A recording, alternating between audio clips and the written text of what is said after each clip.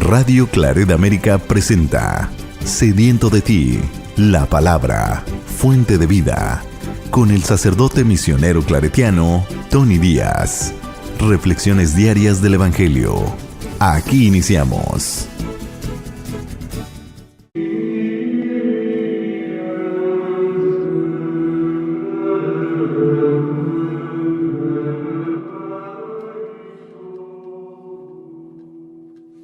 Bienvenidos, hermanos, a nuestras reflexiones bíblicas de las lecturas del día. Hoy es martes de la séptima semana de Pascua, y hoy celebramos la fiesta de la visitación de la Santísima Virgen María. ¿Y a quién visita María? Visita a Santa Isabel, madre de San Juan Bautista. Hoy tenemos dos opciones para la primera lectura. La primera opción es de Sofonías. La segunda es de la carta de San Pablo a los Romanos. Yo he escogido la segunda opción, que viene del capítulo 12, versículos 9 al 16 de esta bella carta de San Pablo a los Romanos. Hermanos, que el amor de ustedes sea sincero. Aborrezcan el mal y practiquen el bien. Ámense cordialmente los unos a los otros, como buenos hermanos. Que cada uno estime a los otros como a sí mismo. En el cumplimiento de su deber no sean negligentes y mantengan un espíritu fervoroso al servicio del Señor. Que la esperanza los mantenga alegres. Sean constantes en la tribulación y perseverantes en la oración. Ayuden a los hermanos en sus necesidades y esmérense en la hospitalidad. Bendigan a los que los persiguen. Bendíganlos, no los maldigan.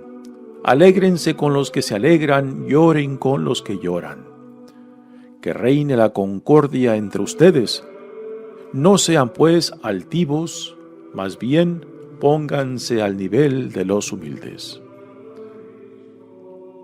Palabra de Dios. El salmo responsorial viene del profeta Isaías, capítulo 12, versículos 2, 3, 4 y 5 al 6. Y el responsorio es: El Señor ha hecho maravillas con nosotros.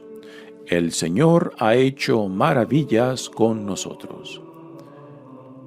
El Señor es mi Dios y Salvador. Con Él estoy seguro y nada temo.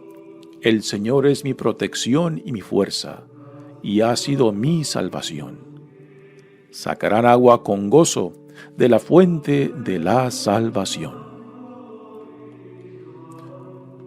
Den gracias al Señor, invoquen su nombre, cuenten a los pueblos sus hazañas, proclamen que su nombre es sublime. Alaben al Señor por sus proezas, anúncienlas a toda la tierra, griten jubilosos habitantes de Sión, porque el Dios de Israel ha sido grande con nosotros. El Señor ha hecho maravillas con nosotros. El Evangelio de hoy viene de Lucas, capítulo 1, versículos 39 al 56. En aquellos días María se encaminó presurosa a un pueblo de las montañas de Judea, y entrando en la casa de Zacarías, saludó a Isabel. En cuanto ésta escuchó el saludo de María, la criatura saltó en su seno. Entonces Isabel quedó llena del Espíritu Santo y levantando la voz exclamó: Bendita tú entre las mujeres y bendito el fruto de tu vientre. ¿Quién soy yo para que la madre de mi Señor venga a verme? Apenas llegó tu saludo a mis oídos, el niño saltó de gozo en mi seno. Dichosa tú que has creído, porque se cumplirá cuanto te fue anunciado de parte del Señor. Entonces María dijo: Mi alma glorifica al Señor, y mi espíritu se llena de júbilo en Dios mi Salvador, porque puso sus ojos en la humildad de su esclava. Desde ahora me llamarán dichosa todas las generaciones, porque ha hecho en mí grandes cosas el que todo lo puede. Santo es su nombre, y su misericordia llega de generación en generación a los que lo temen.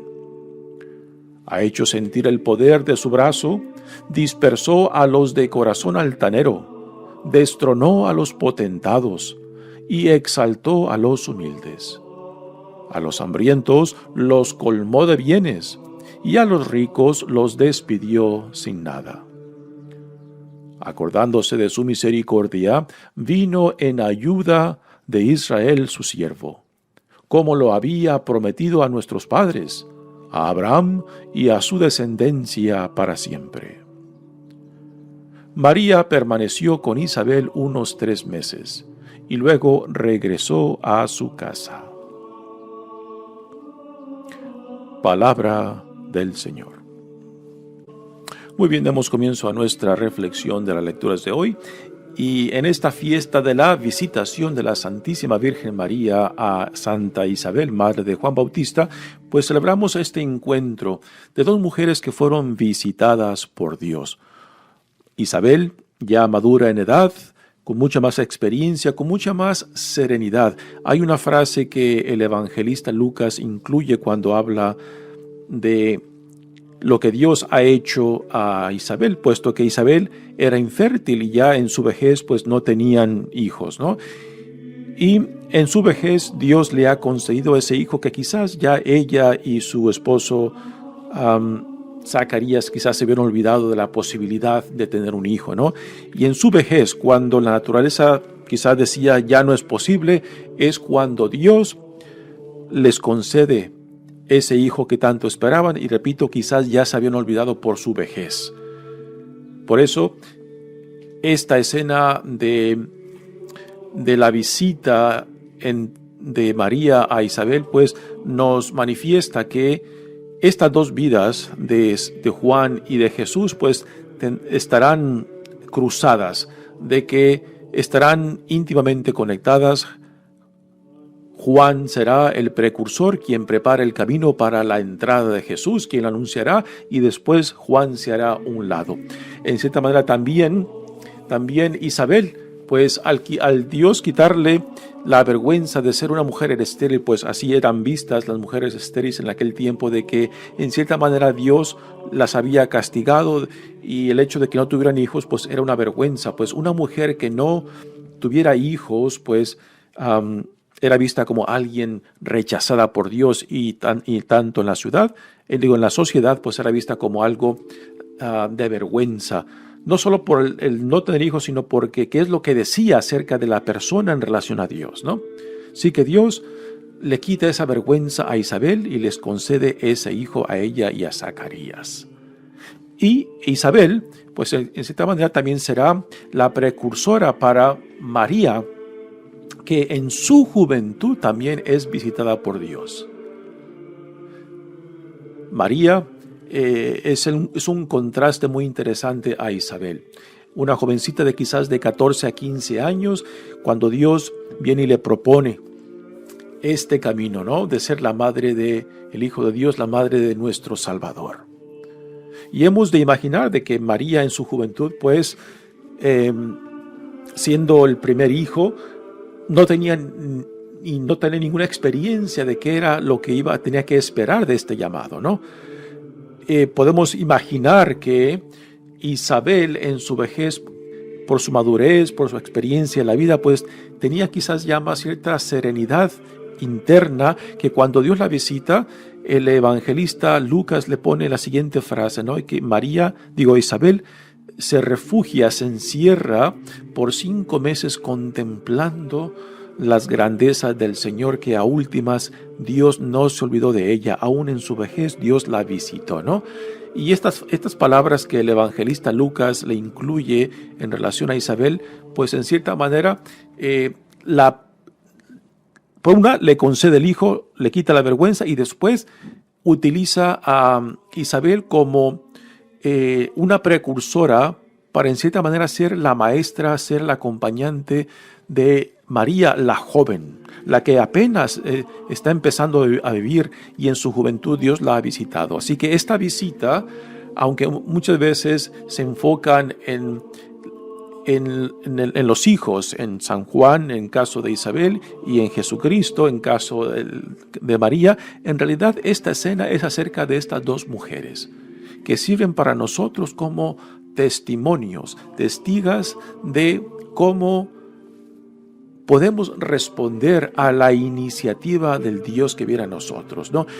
Y cómo la forma en que ellas, tanto Isabel como María, pues se apoyan, se ayudan, pues también es un modelo para nosotros de ayudarnos mutuamente, de ser soporte unos para los otros, de asistirnos en momentos de dificultad, como quizás sería y fue para María, que en su juventud, cómo responder a Dios ante este llamado. En su juventud, que no tiene pues un contexto amplio y profundo como el de Isabel por sus años. María, una jovencita, ¿cómo entender este llamado de Dios? Si tendrá la capacidad de responderle y de ser fiel a este llamado, ¿no? Yo creo que en esta fiesta hemos de enfocarnos en las dos mujeres, una mayor, una joven, una madura en la experiencia y en la fe, una que apenas va empezando a caminar y que así como Juan el Bautista fue el precursor para Jesús, para introducirlo, pues igualmente, por la ventaja de que Isabel tiene ya años, madurez, experiencia y lleva 6 años, 6 meses de adelanto en embarazo, pues será la acompañante que quizás calmará las ansias, los nervios de María para que Isabel le diga: María, no te preocupes, aquel que te ha llamado también te proveerá lo que tú necesitarás en este caminar por el cual Dios te ha llamado, ¿no? Y para mí esa es la forma que me gusta interpretar esta escena de la visitación. Pero empecemos con la primera lectura, que viene es la segunda opción de 2 lecturas. Ya les mencioné al principio, yo escogí la segunda opción, la carta de San Pablo a los Romanos, en este capítulo 12, hacia el final de la carta, donde San Pablo pues nos da una cadena de exhortaciones en torno al amor vivido y expresado en la vida del creyente. O sea, ¿cuáles son las cualidades de este amor que se tienen que expresar, que se tienen que vivir en la integridad de la persona, como también en nuestras relaciones, particularmente dentro de la comunidad de fe? Y dice Pablo: que el amor de ustedes sea sincero, aborrezcan el mal y practiquen el bien. Aquí por mal no solamente se refiere a las cuestiones morales, también a las cuestiones de justicia. Y practiquen el bien, ámense cordialmente los unos a los otros. Aquí esto nos debe de sonar familiar, pues prácticamente estamos escuchando las palabras de Jesús en los evangelios. Como buenos hermanos, dice Pablo, que cada uno estime a los otros más que a sí mismo. Aquí, cuando a Jesús le preguntan cuál es el mandamiento más importante, pues responde con el Shema Israel: amarás a tu Dios con toda tu alma, con todo tu corazón, con todas tus fuerzas, y al prójimo como a ti mismo, ¿no? Pues estas palabras de Pablo, de cierta manera, como que tocan en ese segundo mandamiento que Jesús inmediatamente le añade al primero. El amor a Dios tiene que manifestarse en el amor al prójimo, como a uno mismo, ¿no? Y aquí esto es muy importante: ¿cómo hemos de amar al prójimo si a veces no manifestamos un amor sano, un amor de nuestra integridad, por lo que Dios dice que somos, no por lo que pensamos de nosotros mismos o por lo que otros piensan de uno mismo, ¿no? Sino que según lo que Dios en Jesucristo nos dice, que somos hijos e hijas amados de Dios, y que nuestra vida pues entonces fluya de esta realidad de quién dice Dios que somos, ¿no? Y que si reconocemos que Dios nos ve y nos ama como sus hijos e hijas amados, pues entonces que este amor también se manifieste en mi relación, en nuestra relación con el prójimo. Dice Pablo: en el cumplimiento de su deber, no sean negligentes y mantengan un espíritu fervoroso al servicio del Señor. También esto Jesucristo lo modela claramente en su vida, particularmente cuando Él nos dice que no ha venido para ser servido, sino para servir. Todo llamado que viene de Dios, a últimas, tiene que terminar en el servicio a Dios en el prójimo. Que la esperanza los mantenga alegres. Y aquí por esperanzas no es la esperanza que viene simplemente del deber o de la obligación. La alegría a la cual Pablo se refiere es la alegría que nace de la esperanza de que pase lo que pase, estaremos bien por la promesa que Dios nos ha dado de caminar con nosotros. No de que todo saldrá bien, que es muy diferente, porque no todo siempre sale bien. Lo confirmamos con la experiencia, pero por nuestra esperanza, nuestra fe de que Dios está siempre con nosotros, sabemos de que pase lo que pase, estaremos bien porque por aquel que camina con nosotros, por aquel que ha hecho un compromiso de estar con nosotros. Y de esta confianza, de esta esperanza, nace la alegría a la cual Pablo se refiere, ¿no? Y aquí es una alegría que tampoco depende de las circunstancias, sino una alegría que depende de esta esperanza, de que no hay espacio ni tiempo donde Dios no esté conmigo, no esté con nosotros, ¿no? Y que a pesar de las circunstancias, esta alegría no es una alegría de ja, sino una alegría interna de sabernos de que nunca estamos solos, de que nunca luchamos la buena lucha solos, que Dios, que ha hecho un compromiso de caminar con nosotros, siempre nos acompaña. Sean constantes en la tribulación y perseverantes en la oración, así como el aire mismo es una necesidad para vivir, como el agua o como los alimentos, pues igualmente que la oración sea también algo tan fundamental y necesario, no simplemente como petición, sino como para cultivar la relación de confianza e intimidad con nuestro Dios. Ayuden a los hermanos en sus necesidades y esmérense en la hospitalidad. Que las necesidades del prójimo no sean ajenas a nosotros, sino que sean también propias. De que la necesidad del prójimo también pues me cuestione y también me llame a compartir no solamente las alegrías, sino también pues las dificultades con aquellos con quienes caminamos y vivimos. También el sentido aquí de la hospitalidad, algo central al sentido de la vida cristiana.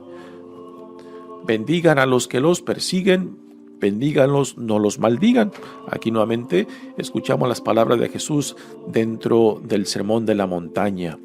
Alégrense con los que se alegran, lloren con los que lloran.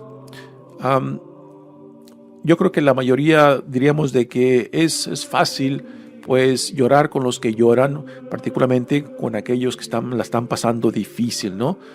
Alegrarnos con los que se alegran, pues sí es muy posible y también es muy bueno hacerlo, pero a veces tiende a meterse la envidia en el alegrarse con las alegrías y gozos de otros.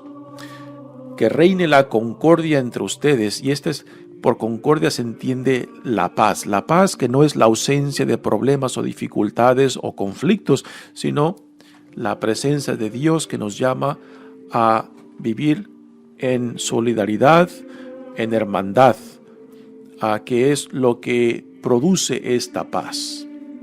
No sean pues altivos por altivos. Aquí Pablo se refiere de que no seamos altaneros o soberbios, más bien pónganse al nivel de los humildes, aquí al nivel de hermandad, al nivel del servicio. Pues son unas exhortaciones muy buenas para asimilar y que están íntimamente conectadas con las enseñanzas de Jesús en los evangelios. Pasemos ahora al Evangelio, que es la escena de la visita de María a Isabel. La escena empieza con María. En aquellos días María se encaminó presurosa a un pueblo de las montañas de Judea. ¿cuál era la prisa de María? ¿Por qué María sale a prisa de su casa y se pone en dirección a las montañas de Judea, donde se encuentra la casa de Isabel? Pues aquí es donde entra la imaginación, ¿no?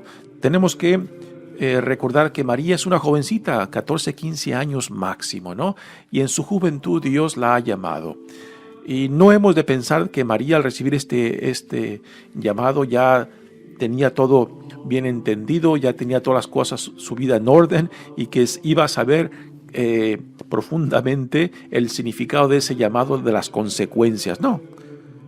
Ninguna persona sabemos el significado del llamado cuando Dios nos llama, y no tenemos ninguna idea en lo que nos va a meter este llamado, ¿no? Pero nos confiamos en aquel que nos llama.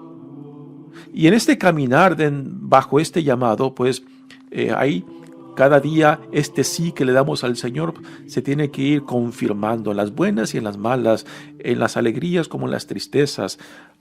Cuando uno está gozoso, cuando uno está con lágrimas en los ojos, ¿no? Pues ahí también se tiene que confirmar este sí, confiados en aquel que nos llamó.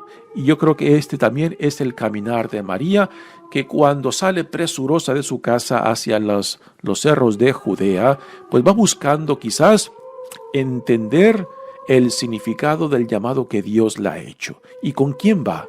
Va a visitar a otra mujer. Y no es cualquier mujer, es otra mujer que ha sido visitada por Dios, Isabel, la madre de Juan el Bautista, ¿no?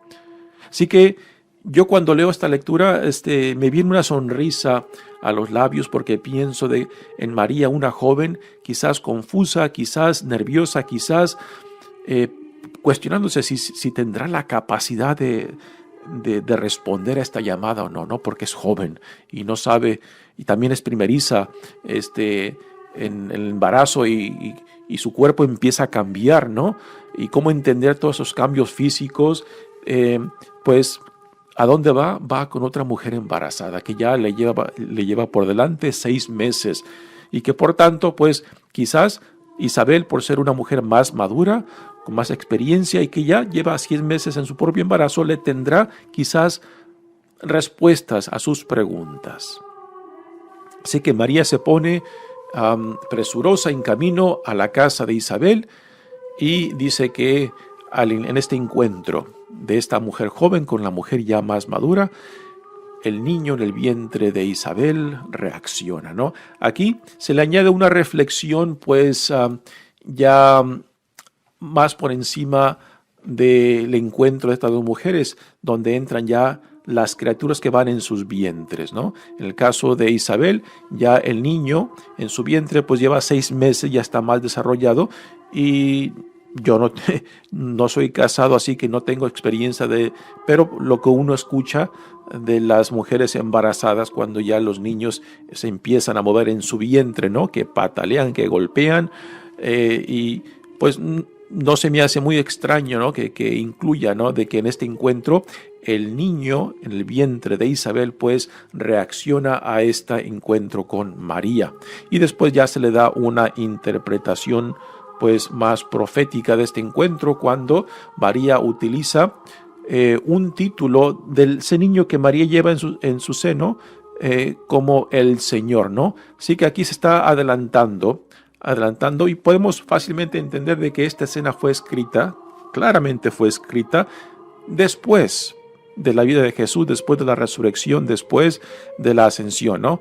Y es después de haber tenido todas esas experiencias, la comunidad cristiana, viendo hacia atrás, se preguntó quizás, bueno, ¿y cómo fue eso del embarazo tanto de Juan como de María, ¿no? Y ahí entonces entró no solamente quizás a poder recapturar las experiencias de Isabel y de María, sino también ahí van entrando ya reflexiones teológicas del significado de esta visita. Así que no es simplemente un reportaje, como que si alguien estuvo presente ahí tomando notas cuando María fue a visitar a Isabel. No, esto es algo que fue compuesto, fue organizado muchos años después, cuando después la gente se preguntaba, ¿y cómo sería? ¿Cómo sería el llamado, el embarazo de estas mujeres, ¿no? Pues, y es lo que tenemos en esta escena.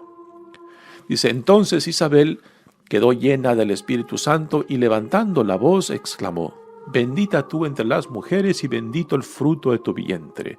¿Quién soy yo para que la madre de mi Señor venga a verme? Apenas llegó tu saludo a mis oídos, el niño saltó de gozo en mi seno. Dichosa tú que has creído, porque se cumplirá cuanto te fue anunciado de parte del Señor. Yo estas palabras las leo y digo, aquí Isabel está tratando de calmar a María. Yo imagino que cuando María llega a la casa de Isabel, toca a la puerta. Isabel abre la puerta. Isabel, que ya lleva 6 meses contemplando la grandeza del Señor, el sentido de humor de Dios, por haberle dado ese hijo en su vejez, ella está en paz, en calma. Y María, en su juventud, quizás ansiosa, nerviosa, quizás ya con lágrimas en los ojos, ¿no? Y Isabel la recibe en sus brazos y le dice, no te preocupes, María. Aquel que te ha llamado también proveerá lo que tú necesitarás. Aquel que te ha llamado no te dejará de su mano, ¿no? Y son palabras de una mujer ya madura en la vida, madura en la fe, y que ya lleva 6 meses contemplando las grandezas de Dios por ese hijo que Dios le concedió en su vejez, ¿no? Así que María va buscando quizás respuestas a su propia situación. Y es Isabel quien le provee estas respuestas a sus preguntas. Y después de este encuentro viene este bello cántico, el Magnificat, que es el título que se le da a este cántico que sigue, cuando María levanta estas bellas palabras, lo cual es un reflejo muy cercano al cántico de Ana, la esposa de Alcaná, que son los padres de el profeta Samuel, ¿no? Esto lo encontramos al principio del primer libro de Samuel. Es el cántico muy similar que Ana entona cuando también reconoce que Dios la ha visitado cuando ella también era infértil y yendo al templo de Silo, donde se tenía el arca del Señor, pues es ahí donde con lágrimas en sus ojos va y le pide al Señor ese hijo, Dios se lo concede, y después ella, Ana, junto con su esposo, ofrecen a este niño al servicio de Dios, quien pasa a ser el profeta Samuel, que ungirá a los primeros reyes de Israel, primero Saúl y después David, ¿no? Y este es el cántico muy similar, repito, que Ana canta al Señor en acción de gracias. Y aquí María lo entona diciendo, mi alma glorifica al Señor y mi espíritu se llena de júbilo en Dios mi Salvador, porque puso sus ojos en la humildad de su esclava. Así que María está reconociendo la grandeza del Señor, quien se dignó poner sus ojos. Esta imagen de poner los ojos. ¿Tú puedes imaginarte que Dios ponga sus ojos en ti? De que Dios descanse su mirada en ti, de que Dios te vea. ¿Y con qué ojos te verá? ¿Con ojos de amor? ¿Con ojos de compasión? ¿Con ojos de misericordia? ¿O serán con ojos de unos ojos fruncidos, unas cejas fruncidas, enojadas, ¿no? ¿Cómo tú imaginas de que Dios te vea? Si te ve con amor o con compasión. Aquí María, lo que entona es sus ojos, porque puso sus ojos en la humildad de su esclava. Así que la mirada que María imagina de Dios al verla a ella es de un Dios que se complace. Así como Dios se complacerá en su Hijo en su bautismo, pues aquí igual Dios se complace en su esclava.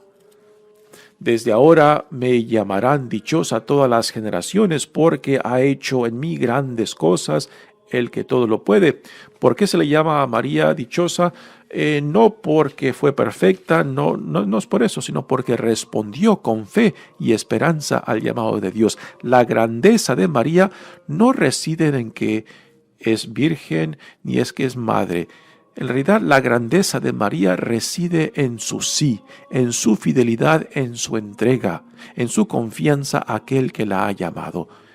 Es eso lo que tenemos que enfocarnos cuando honramos a María y le damos este lugar privilegiado en la iglesia porque es nuestra maestra, tanto en la fe como en la confianza y en la fidelidad al Dios que nos llama. Y su misericordia llega de generación en generación a los que lo temen. Ha hecho sentir el poder de su brazo, dispersó a los corazones altaneros, destronó a los potentados y exaltó a los humildes, a los hambrientos los colmó de bienes y a los ricos los despidió sin nada. Son palabras revolucionarias y particularmente de que el evangelista Lucas las ponga en los labios de una jovencita, ¿no? En el cual prácticamente reta la orden, la jerarquía de valores en el mundo y los pone de cabeza según la jerarquía y los valores del reino. Acordándose de su misericordia, vino en ayuda de Israel, su siervo, como lo había prometido a nuestros padres. Así que aquí, ya en este cántico de María, se están viendo el cumplimiento de las profecías de los profetas en torno al que había de venir, al Mesías. A Abraham y a su descendencia para siempre. María permaneció con Isabel unos 3 meses y luego regresó a su casa. Es muy probable de que María se quedara hasta el nacimiento de Juan, el hijo de Isabel, y que después ella regresa a su casa para continuar con su propio embarazo. Pues una bella escena que hay mucho que podemos contemplar y aprender de este gran testimonio que nos dejan tanto Isabel como María en esta escena de la visitación. Mi nombre es Padre Tony Díaz, misionero claretiano. Que Dios los bendiga. Radio Claret América presentó Sediento de ti, la palabra. Fuente de vida. Sus comentarios son importantes. Contáctenos en radioclaretamerica@gmail.com.